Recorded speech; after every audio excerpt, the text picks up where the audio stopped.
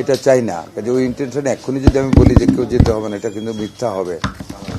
Late us wait for some improvement, সেটা হলে আমরা ইনশাল্লাহ পারবো। দেখেন কিছু কিছু রোগ আছে যে আমেরিকার মতো দেশে তো তৈরি ওখানে ট্রিটমেন্টে যায়, অস্ট্রেলিয়া থেকে থাইল্যান্ডে দেখে আসে, সিঙ্গাপুরে আসে, varies from country to country. কিছু কিছু রোগের নেচারও ওই রকম যে যেতে হয় বা সাজেশন নিতে হয় অল্টারনেটিভ, ওইটা একটা স্পেশাল কেস। বাট কিছু হলেই আমাকে বিদেশ যেতে হবে, I don't think like that, I will not go at least. আমি যাব না ওই রকম কিছু হলে।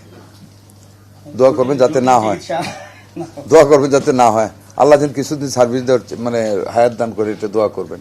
আমার আজকের দিনের রিয়াকশন এটাই, আমাদের মাননীয় প্রধানমন্ত্রী এরই মধ্যে অনেকগুলি স্টেপ নিয়েছেন। যেমন ধরেন, আমরা গাড়ি নেব না, ঠিক না, আমরা প্লট নেব না, এগুলি তো এটা সুনির্দিষ্ট ইঙ্গিত আমাদের গভর্নমেন্টের। তো আমি এখানে আসছি, আমার মাননীয় প্রধানমন্ত্রী অনেক আশা রেখে নিশ্চয়ই আমাকে এখানে দিয়েছেন, ঠিক না। তো এটুকু আমি কথা দিতে পারি, this ministry must be and shall be corruption free.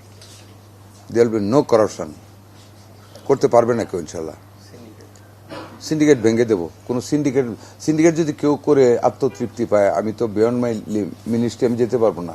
কেউ যদি ঘরে বসে কোনো সিন্ডিকেট করতে, let them do it, but that syndicate or formation of the syndicate shall never effect or shall never make any adverse effect in running of the ministry. করতে পারবে না, এখানে হস্তক্ষেপ করে কোনো কাজের স্লথ গতি করাতে পারবে না। I will not allow that. আমি একটা কথা বলেছি, there will be no corruption in this ministry. যা কিছু করতে হয় মঙ্গলে মানুষের জন্য সেটা করা হবে। কারো চাপে কোনো কাজ করব না।